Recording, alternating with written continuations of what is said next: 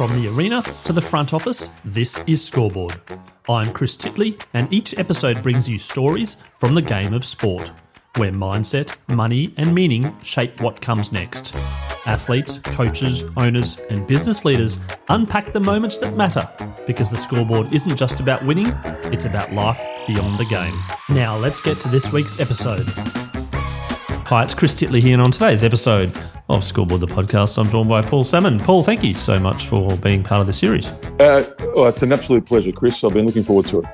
Paul, we're sitting here on the 12th of June, Thursday. How's your week been, mate? What's been going on in the world of Paul Salmon? Oh, gosh, you're right on top of me.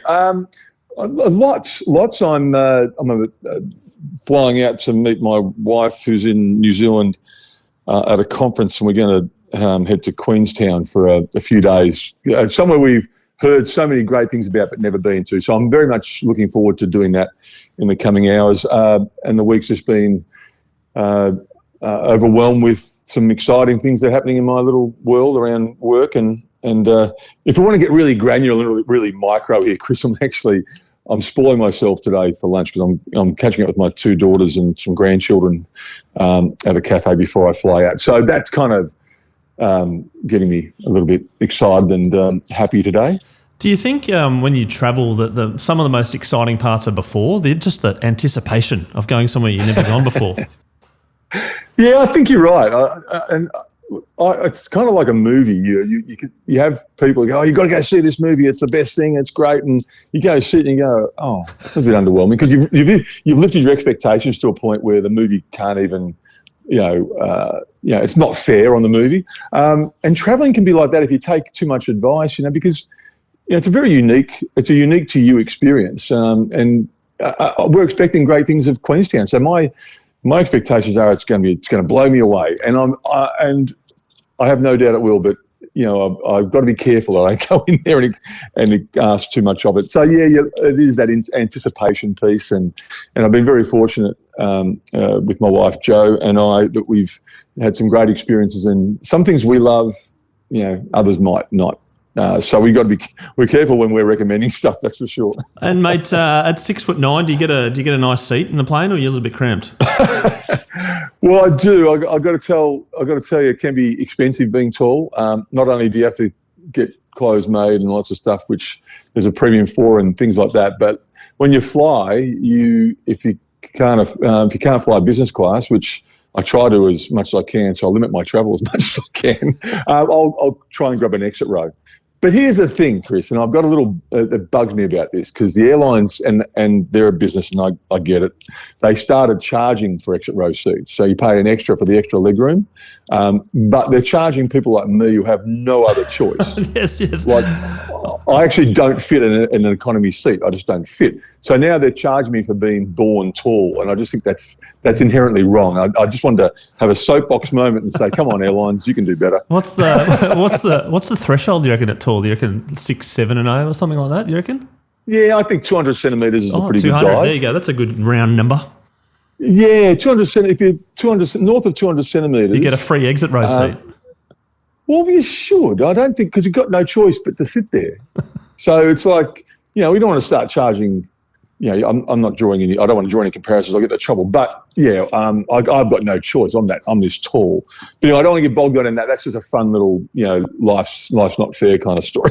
I'm good. I'm good with it, mate. I'm living. I'm happy. Yeah. No, that's right. You stay above the line. Stay positive. Do you get on the plane? First world problem. Do you tall world problem? Do you get get on the plane and you get your laptop out and start doing some work, or you just literally switch off and watch a movie and grab a Chardonnay? I'm a bit old school. I don't do the laptop on the airplane. If I put a pen and a notepad in my in the pocket of the seat in front of me, and if I have thoughts or ideas, because my head's always bouncing and trying to innovate and create and so forth and improve what I'm doing, so I'll take notes. And if I'm not taking notes, I'm reading news. I might be watching the news, or depending on the length of the flight. But I do like to switch off where I can. There are opportunities just to be with yourself and be present. And I think it's only beneficial to what you're doing outside of that moment. In terms of your relationships and your work, that you do spend some time with yourself. So sometimes it's a good opportunity to do that. Yeah, no, on an aeroplane it is actually. I write some notes down on my notepad, You too? some notes on my phone, not a physical. I'm a sort of a half a millennial, half a Gen Y, 43, 44. But it's kind of good. You don't get too many moments to yourself, but your flying is one of them sometimes if you're flying by yourself. Yeah. I had a coach for most of my football career, Kevin Sheedy, who's should be referred to as an icon of Australian sport. 27 years coach of Essendon and an amazing record. You're Craig Bellamy type from a rugby league perspective. Anyway, the point is that Sheeds used to say that the most important time is own time, and I always thought that was rather profound because it's kind of that precursor to working on yourself. To be, to make sure that you're in a good place, because if you're in a good place, the people around you and important to you in life will benefit from that. But, get yourself right before you get others, try and fix others and impact others. And I find that that's resonated with me, and I always take the opportunity to have a little bit of own time to, to recalibrate where I'm at and, set the course or reset the course. So I've always thought that was a nice sort of pivot point for life. Yeah, absolutely. Now, your business interest intertwines a little bit into that. Can we talk about what you've done after footy? Yeah, well, I've always I had a turning point in my life back when I was 19. I introduced myself to the football world in a pretty profound way in terms of kicking goals and people getting excited, and I was excited, and then the game can be pretty cruel. Any game, for that matter, can be pretty cruel. And I busted my knee and ended up having a full knee reconstruction at 19, back in the 80s when they weren't giving any guarantees about coming back to play. So as I like to refer to it in retrospect, it was a gift of perspective for me. I realised I couldn't trust football anymore. It couldn't be the only thing in my life, as it was at 19. So spread my wings a bit, opened my first business, bought a health club.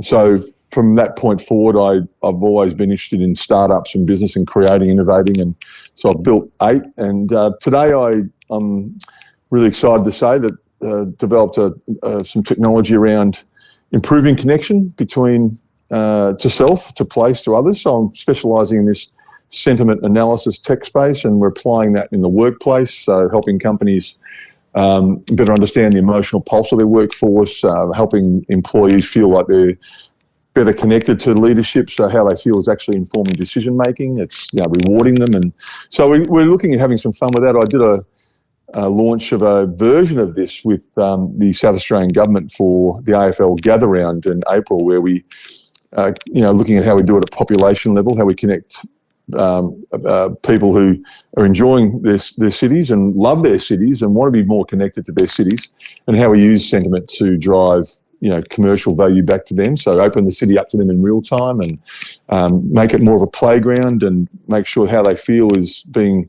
recognised at City Hall, and it gives businesses a chance to capture audiences in real time. And because people feel like their voice matters, how they feel matters. So trying to really move this sentiment out of mental health, well away from that, and into a really more empowering performance, productivity kind of well-being space that hopefully just shift, total inverted approach to it, but hopefully shift the conversation that how we feel is not all about, doom and gloom. It's actually can be really powerful. It impacts everything we do, every decision we make, and I want to play it in that space. So apologies for the waffle, but that's where I'm playing now. I'm loving it. See some really cool opportunities for it. Speaking to governments about and cities about how we can implement it for populations, for visitors, for students, for obviously residents and locals and workers. So there's lots of these cohorts that love their cities, interact with their cities and the surrounding ecosystems, that will really benefit from having an anonymous voice, but nonetheless a voice to the highest levels of the corridors of power. So here we are. That was a bit of a long-winded version of where I'm at, playing in tech. But health, emotional health, physical health is a real important playground for me, but not just in business, but in life. And that's where my passion currently sits, mate. There's a lot of inputs into a feeling, and in whether you wake up and you're feeling tired, or you do some exercise and you're feeling better, and you do some breathing, you're feeling better, etc. What sort of, I suppose, how are you looking at that in terms of nudging the inputs into making someone feel better or someone feel more connected? Well, we're not. Yeah, it's a connected piece. We're not trying to make anyone do anything. It's a very voluntary process, or feel better. But it's more in the lane of how you're responding to your experience, not necessarily how you're feeling when you wake up. So if you've been to the gym and you want to, say that's how that's made you feel, that's great. You'll earn points and you'll get rewarded. All sorts of cool things sit around that. But we'd love to know if you're, when you go into the city, how you felt about that cafe, or that show you went to, or that outdoor kind of installation that you experienced. And so the city can start to get a sense of the vibe of the city, what's working, what's not, where in the city is vibing well, and where it needs some support, and where they can actually respond positively to it. So we're actually asking people to use how they feel to activate and to heighten engagement and to increase, and to improve their experience. It's really not in that mental well-being space, but what invariably is happening is the more we can get people to identify how they feel and understand that how they feel doesn't last, that they'll move through that and move on, the better, the more skilled and the more comfortable people will get with understanding their mood states, and that there's a flow to them, that they don't last. And hopefully, like going to the gym, we're giving them opportunities to build that skill. Like they'll build a muscle in the gym, they'll build, but we don't want to sort of get bogged down in that part of it. What we want to get bogged down in is how they feel can actually drive improved experiences. It can drive and help shape their cities and help shape outcomes, and that's really powerful to me. I like to think of it as a superpower that we have that we've never really leveraged properly. No, that's interesting. Yeah. Well, because how you feel is going to impact how you perform today. What you do. I mean, how you feel now is going to, do I really feel it? Do I really want to, do this interview? Do I really want to go out this afternoon? Do I really want to do that project, write that report? So better understanding that about yourself, and it comes back to connection with self. And obviously, hopefully, the benefits of that are many, not just from a personal health perspective, but from a performance perspective and productivity perspective. And so, it's a great playground. This sentiment analysis tech space is pretty new. We do a fair bit of this in the AI space now, where we can sort of better understand tone through social media, and you can screen websites. You can get a bit of a broad sweep that way, but when you couple that with the subjective piece, which is people actually inputting how they feel and getting all this, huge value from doing so, that's the playground that I'm looking to join together.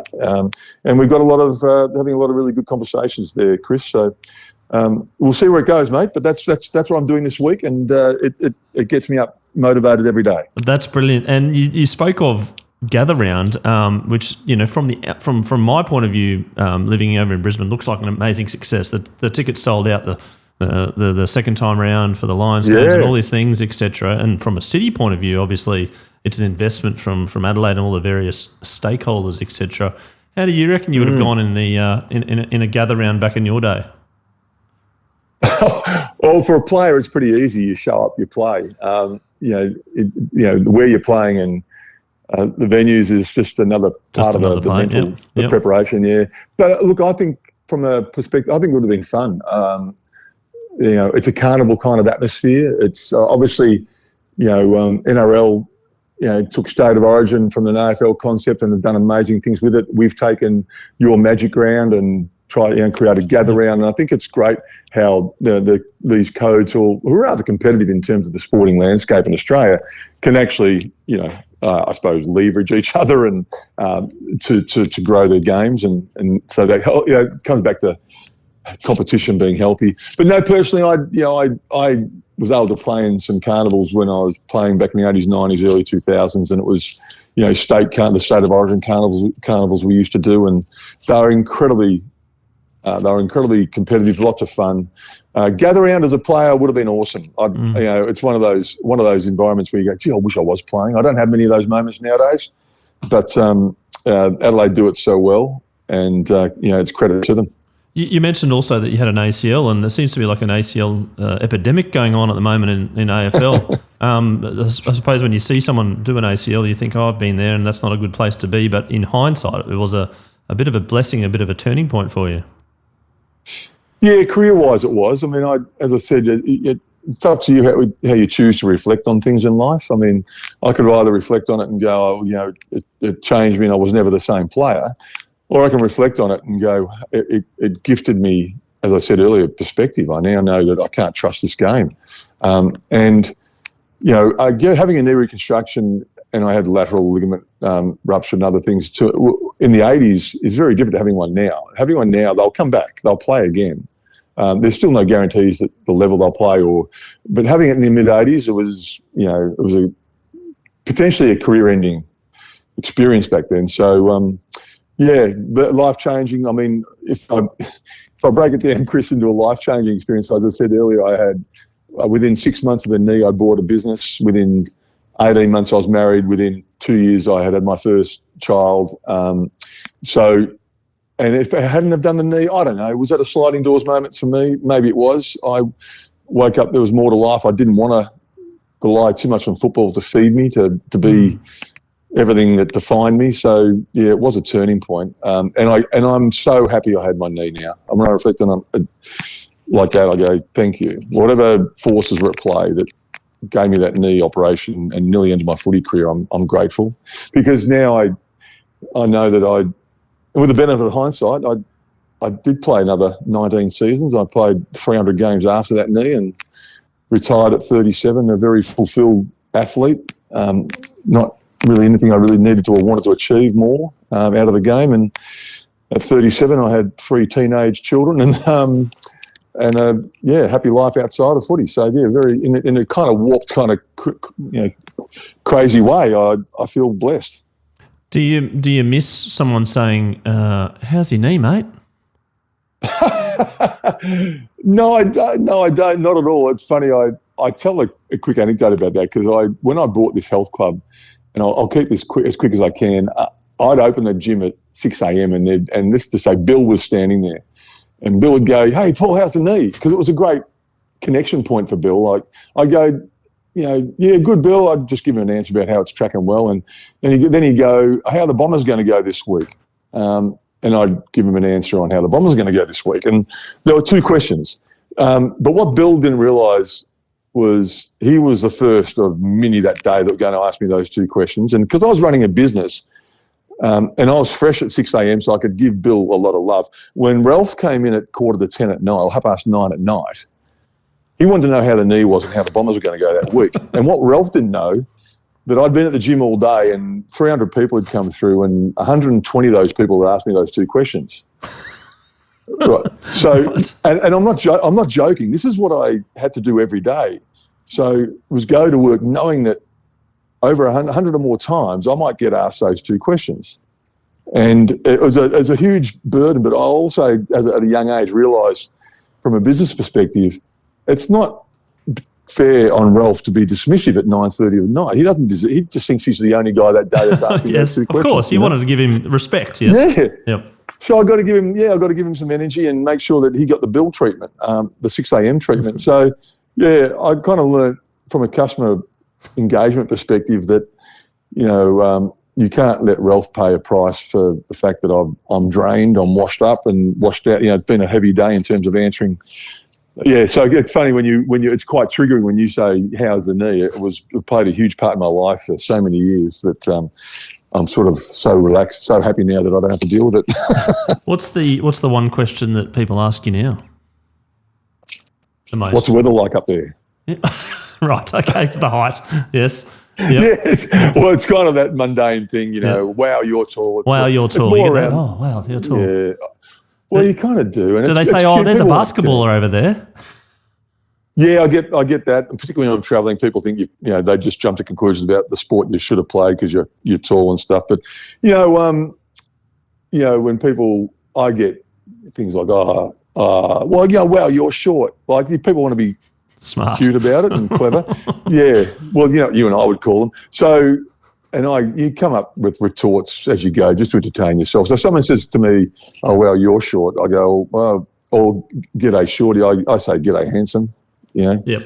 Nice. They say, implying they're ugly. It's the opposite. So they say, well, you're short. I say, well, you're handsome. Anyway, that's my life. I love it. I love, meeting. Obviously I love meeting people and having a chat, but the height thing is still a big part of my day to day. And Paul Salmon, the identity of the person now connected to AFL, AFL Hall of Fame, football. How do you find that? Are you sometimes just wanted to break it out and say, look, I was a good AFL player, but I'm also someone else. I'm also a father. I'm also a business owner. Yeah, less of an issue nowadays. People identify with you because of their experience with you. So if they're football fans, then football's going to be their go-to. And I'm not in denial about my footy career. I'm proud of it. And as I said earlier, I retired very fulfilled. So I'm not a disgruntled or, tainted athlete who's, retired with trauma. I'm one of the lucky ones, I suppose. So, people can talk footy, family, anything to me. I'm more than happy. I'd like to think that I identified who I was a long time ago, or how I wanted to identify myself. So, in terms of the husband I wanted to be, the dad I wanted to be, the businessman I wanted to try and be. So you can compartmentalise, but at the end of the day, there's got to be some consistency around who you are as a person. So you're not trying to, fool anyone or yourself that's how you roll. And I think I'm in that. I know I'm in that place at my age now. I'm at ease with who I am. I know what I bring to the table. I know what I can't bring to the table. And what I can't bring to the table, sport has helped me enormously understand that there's no more important thing than team. And complementing yourself with people around you that add value to your life and to what you're trying to deliver to the world. Yeah. Did you have fun playing footy? Sometimes, yeah, I did. I think it went in kind of phases, for want of a better word or term. I had so much fun playing as a kid, as we all do, and then I went out to Essendon Footy Club at 15 to play in the under-19s as a 16-year-old, and but I was now playing and training with adults from the age of 15.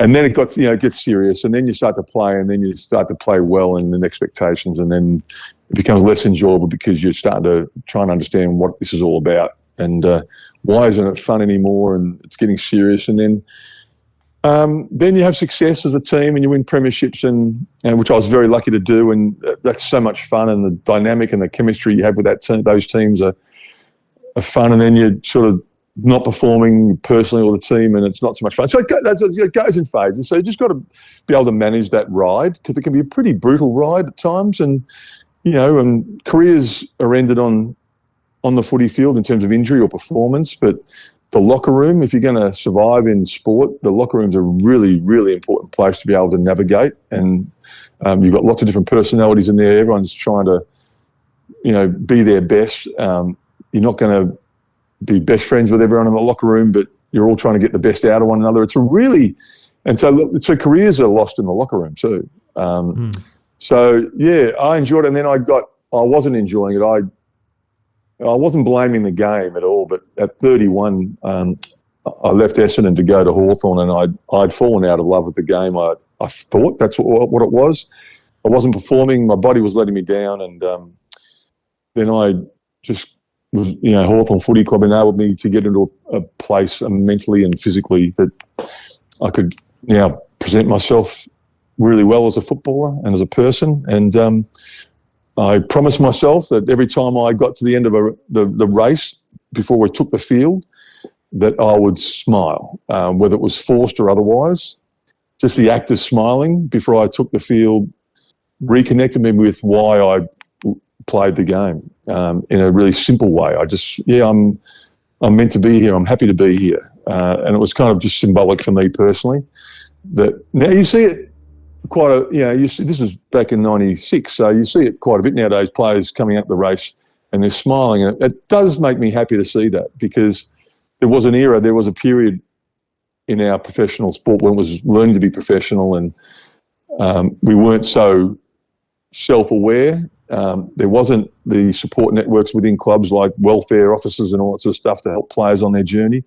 But it was serious, it was hard, and it was pretty brutal. So for me, smiling, reminding myself that it's where I'm meant to be, it's where I want to be, was really important. You went through two phase changes, well, many phase changes, obviously from club's point of view, but from a amateur professional era, from a VFL to AFL era. Do you want to talk about that, whether things changed for you and the smile, the happiness and the seriousness of it all?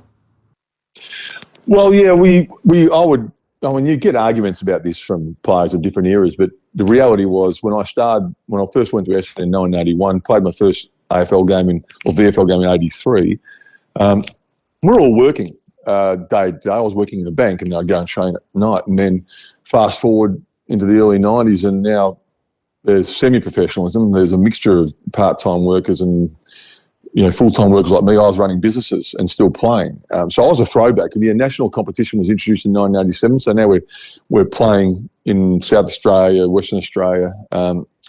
Sydney was already in the competition as a relocated club.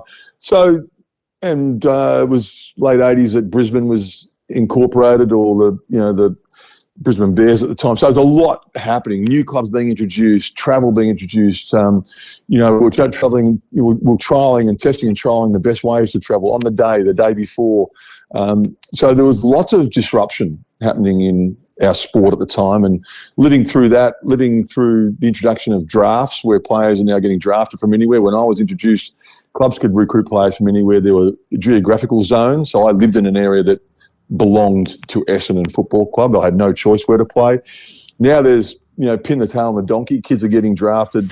Victorian kids are going to play footy in Western Australia. Western Australian kids are playing footy in Queensland. So I lived through all that. And now we move into the late 90s, and now it's full-time professional, or as best they can make it. We're still teething this game because no one really was yet to fully understand what full-time professionalism meant, like the balance between time spent at the club as opposed to time spent away from the club.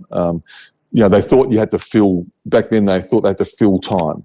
So you've got to be at the club a lot, because to justify full-time professionalism, it's kind of like a job. So we need to spend hours and hours there. And if we're there, we need to be doing stuff. So we need more people to come into the ecosystem. So, we've got a yoga instructor. Now we've got a psychologist. He wants this time.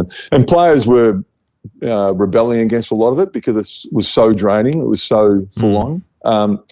I presume today, from what I can tell from the outside looking in, they've got that balance right between time spent at club, away from club. So, the mental game, it's only a conversation. It's not a fact, but the mental game, as it was going through all that change, was and while still trying to adapt and perform, was exciting. It was exciting, mate, I can tell you now, but it was also really challenging. It was fun. I reflect on it really, in a really romantic kind of way, to be part of that change and to set the foundations for what the game is today, in a lot of ways.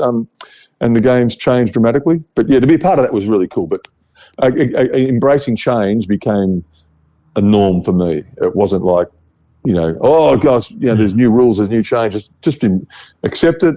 You've had your chance to have your input into it. If it's implemented, then you change. You change with it. You can't fight that system from, in terms of you can help shape it, but, in sport, it moves too fast. You can't, fighting it's just almost futile. Paul Salmon playing AFL in 2025 versus Paul Salmon playing in, AFL in 1993. Which era would you rather play? Interesting. I think the romantic side of me says the 80s and 90s it was pure football, opponent. High scores. It wasn't sort of overwhelmed with too much structure and rules. Whereas today, but off-field was harder, I think. I can't make a comparison. I'm just saying it's hard because I see I see coaches like Craig McRae, the head coach of Collingwood Footy Club, and the way I think I would love to have played under him. He's got a level of empathy and understanding with his players. It's a nurturing environment. I think I would have responded well to a coach that. I responded well to Sheeds and my other coaches as well. It's not a comparison. It's just like the game shifted in that sense. So I wasn't a good fit for the 80s because I was maybe more of a sensitive guy, footballer. Whereas, and maybe but you weren't allowed to display that side of you because it was, if you had any failings, physical or emotional, it'd flush you out of the system pretty quickly. You had to almost put on a facade to survive, in some ways, it was kind of, that's how I felt at least. But today you've got environments now where they really do understand the individual, they support the individual, they tailor to the individual, and your interests outside of footy. So I don't know what era would have got the best out of me. All I know is maybe a 6'9" athletic footballer would be able to adapt and I'd be playing today, as well as I was playing in that era, in terms of, I'm not talking about performance, but it's an interesting question. I haven't been confronted with that before, Chris, but I think I would thrive today. I really do think I'd enjoy today's football. I don't think I'd enjoy social media. Ah, right. Yes, that goes with that, with potentially having a beer in a pub getting snapped on a Wednesday night or something like that. Yeah. Yeah, I don't think you adapt. And obviously if there's social media back in our day, then we would have probably adapted and not being as cavalier. But rat baggy. Yeah, that's the word. But yeah, dealing with judgment from anybody and everybody would be difficult. So I do feel for today's players who are kind of, drowning and so, they want to avail themselves of social media, but they have to take the good with the bad. So, I don't think I'd enjoy that. How do you go with feedback? Did people sort of, it come hard at you in some instances and you sort of step back, or are you more like I understand. Yes, I need to improve? Oh, look, I'm happy to confront. And when you say you're confrontational, it doesn't mean that, you want physical, violence. It means that you're happy to address situations. I'm happy to be in a room with anyone, take feedback and give it. I wasn't good at that early in my life. For sure, as I matured as an athlete and a footballer, I got better at it. In fact, nowadays it really frustrates me if someone's in the same room as me and apologises for being honest, or isn't as transparent as honest as they could be. I think feedback delivered properly and sensitively to whoever's receiving it is really important. So I know I love feedback now. I'm huge on it. I'm one of those athletes that had great moments in my career, but also had tough moments. So there was a game the year before I left Essendon to go to Hawthorn, and I got booed off by 60,000 Essendon fans, my own fans, booed me off the footy field. There was some reasons behind it. I'd had a back spasm before the game. It was pretty nasty. Kevin Sheedy, and I agreed. I wanted to do it. He wanted to put me on the field and play, and I was probably shouldn't have, but he told me to stay in the goal square, not move out of this goal square. He wanted to track the ball long, and I moved out of the goal square, and he took me off the field. This was in the second quarter, because he said that's what he would do. If I left the goal square, he'd take me off. But you can imagine the fans watching me not leave the goal square and get frustrated with that, and I totally get it. I was frustrated too. I got booed off, and it was really tough. I was running off the ground, and you could see the stands, people on their feet waving their fists and, spit coming out of their mouth because they were yelling at me so hard. And all I could think of was that, hey, my mum and dad and my kids are up there and my wife. And that was harder for me than me receiving that moment as it was. So when you talk about feedback, I've had plenty of it, good and bad. And I was in the rooms after that game, and Kevin Sheedy sat down next to me. He goes, "How you feeling?" I said, "Well, that was a rough ride.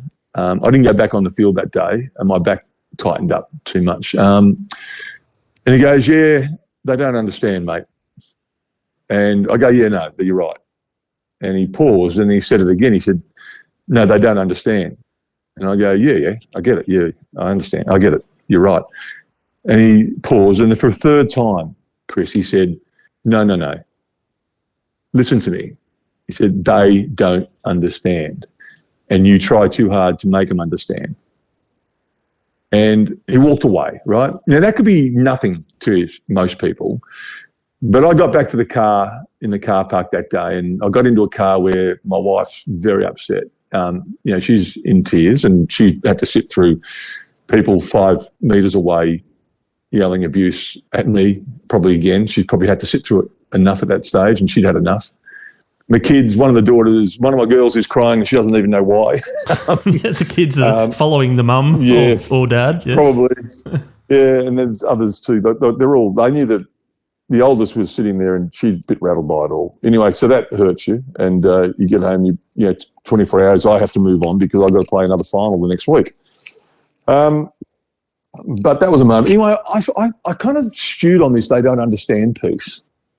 And I stewed on it a couple of days, and it was just playing over and over in my head, fish, they don't understand. And you try too hard to make them understand. These words are starting to resonate with me. So to cut a long story short, I decided there and then that I would stop being that person. I'd stop being that person that tries to bring everyone on the journey with me, which I had done since I was a kid, kicking lots of goals, getting knee injuries, explaining how my knee's going, explaining how the Bombers are going to go, justifying my form. I'd done it for so long, and it was a weight. It was now a weight. And I just made a real decision then, which was life-changing for me, Chris, that I would stop trying to commentate my life to people, trying to help them understand what my decisions are, justify myself. It was so liberating. And you can beat this out, but I wrote 3 words on a bit of paper and I carried them with me everywhere I went for the rest of my footy career, which was only 6 years after that. But they were liberating. I could have written any words I wanted, but I wrote fuck them all. And I know it may sound different to a lot of people listening to this podcast, but for me, it was just a simple reminder that this is not their journey, this is mine. And I can't carry them with me. It was about focusing on myself, coming back to what we were speaking about really early on our conversation, that focus on get myself right. And that will bring people with me again. That will do what it needs to do. And I focused on myself physically and mentally, got myself right, and I became, I got the selfish piece right. I got the ruthless bit right. A lot of people see those words as bad words. I see them as beautiful words. They are beautiful words we don't use enough. You get selfish with your life sometimes, it's only a good thing, in the right way. You need to work on yourself. You need time for yourself. You need to do something that's going to improve you. Be selfish. Get it done. It's a good thing. And you have to be ruthless sometimes to achieve it. To get that outcome, you need to be ruthless with your focus. Okay, I set out to do it. I'm going to achieve it. And they're great words. And when applied properly, they're healthy words. And I love those words because they changed my life and made me I'd like to think they made me a better husband and father and businessman anyway, because I still lean into it today. Yes. Yeah. And you mentioned there along the lines of progress forward. I did a podcast yesterday about with Jade Bartholomew. He's a young hockey player in Brisbane right. whose dad actually played one game for the Wallabies, but she plays for Queensland in hockey, and she started this thing called the 1% activewear on the basis of getting yourself 1% better and more improvement. Were you a sort of a small incremental improver in your life, or were you like a giant leap going, I'm not going to do this, or I'm not going to do this, or I'm not going to drink for a year or something? Oh, look, I think there's incremental improvement in everyone. I think that's just a given when you play sport. You can't strive for a quantum leap of 10% improvement in a certain skill set because this just doesn't happen like that. You'll come to the table with the talent for the sport you play, and then it's incremental from there on. You know what? I got into the club, and I was skinny and tall, and Sheeds wanted me to build a body. So, a gymnasium's all about incremental. But then, and I didn't enjoy it, and he wanted me to fall in love with going to the gym, and so he'd make me do it before training. While my teammates were out there, we're using footies, I'm pushing weights, and then I fell in love with it, and I bought a gym. So I took it literal, and then I really enjoyed later in my career as an old gnarly ruckman in my 30s. I enjoyed incremental improvement a lot because when you get to your 30s, I think a part of that is how you reinvent yourself each season. And as a ruckman, you don't get shorter, but you don't get more athletic. You don't get quicker. So you look at, where am I going to? What's my reinvention for the next season? So you get stronger, you try and get more endurance into you, you try and get more explosive, and I love that sort of reinvention piece as an athlete as I got older. So I think that's good. I think that focusing on the 1% is healthy, but always sort of picturing where you'd like to be, what the end result of that 1% looks like is really healthy. Do you sit down every sort of January and do the goals, etc., or is there big hairy audacious goals, or is there just you run with the flow? Well, you got your day-to-day goals, so you break it down, and then what do I need to? When I sit down tonight,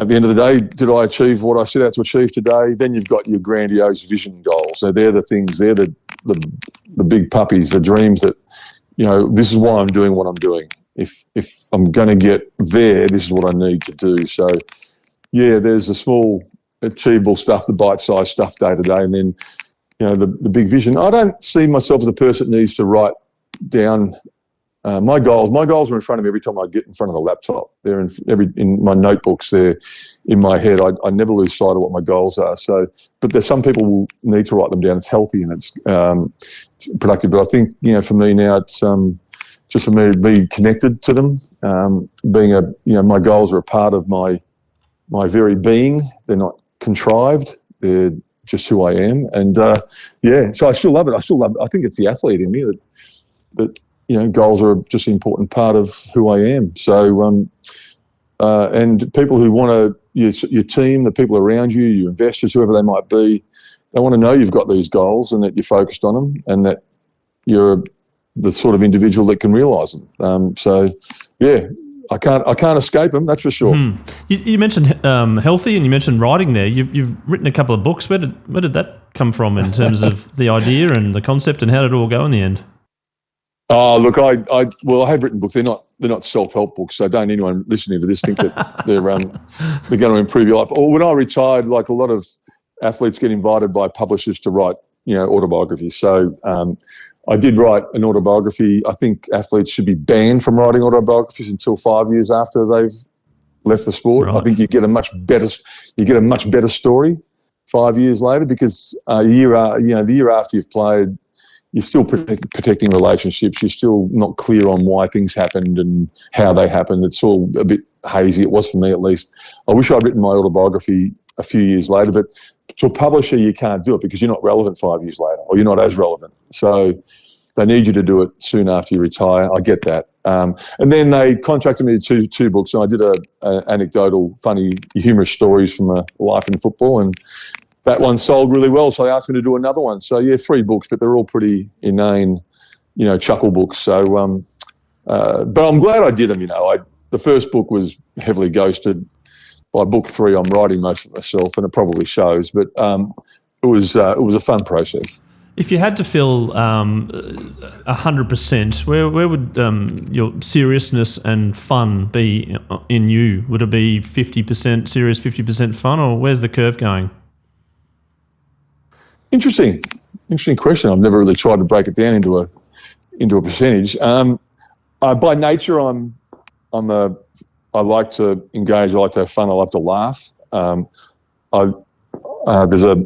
There's a performer element to me, so I do like to engage with people and audiences in a way that is that makes them feel comfortable with me. I want to be that person that anyone who doesn't know me can walk up to and go, "G'day, fish." I never want to be a person that comes across as distant or aloof. So I'd like to think the fun wins. I think the fun wins. I think if you want to just break it down to fun and serious, but I can. I have I'm very capable of being serious, and because there are many times in life where you have to be. So, but I think I'm just that person. I want to enjoy life. I don't want to get too profound, mate, but we get one shot at this, the mortality is a real thing, and we're going to die. it's just, well, we don't know how, we don't know when. And I refuse to lose perspective on that. So, yeah, smiling and laughing and bringing some level of joy to other people's lives is, as much as your own, is cool. Yeah, so that's kind of where I sit on it. It's there to be lived, and every day, you know, people say, to me, how you feeling, Fish? Or, you know, how's it going? I go, what's the question you get asked a lot in life? Something like that. And I say, you know, well, just feel grateful for the opportunity. I get to wait. You know, every time I open my eyes, I feel, wow, great. I get another crack. Yes. Yeah. So when I wake up in the morning, it's just really simple for me. I've been gifted another shot at getting today right, and you know, I've had the parts of my life where I was terrible at it. You know, I didn't get my days right, and I wasn't the person I wanted to be, whether it be father, husband, or, you know, worker or teammate. So just make sure you try and get better at that as you get on. You know, you just have to get better at that. That understanding that waking up is a privilege. So here we go. Maybe you should add the fuck them all. You should add, you only live once. Right? There's 4 words and 3 words there. There's like, you can, you know, pretty powerful. Right? Yeah, well, funny. I don't know if it's because you're the older you get, but you just kind of simplify things a lot. You know, it's life isn't that complicated. It shouldn't be that complicated. And I'm in love with it. And I'm very lucky, you know, to have the wife I have and the family I've got, and I'm having got grandkids now, and so, yeah, my perspective is where it should be, and I'm very grateful. Fabulous. I got 2 more questions. One is the scoreboard moment, which you may have already touched on, but it's a moment in your life which is very, very vivid, but from that moment on, things changed for the better, hopefully. I'm going to ask you about that moment first before we get to the second one. Well, I think undoubtedly, I did touch on it. It has to be that knee injury when I was a kid. 19, there was no the young man that in the seconds before that had no idea about how much he was going to change and what the next few seconds of his life is going to do to impact the rest of his life. So, yeah, that was it. Undoubtedly, that was a turning point for me. And the question which I love asking, because it gets so many varied answers, is your favourite all-time sporting moment. Okay. Well, from a personal level, I played in 2 premierships with Essendon. And so probably the second one, the first one was when I was coming back from my knee injury, and it was 85 really was the first one, was that right? Yeah. Was it raining, got to the wasn't it? line.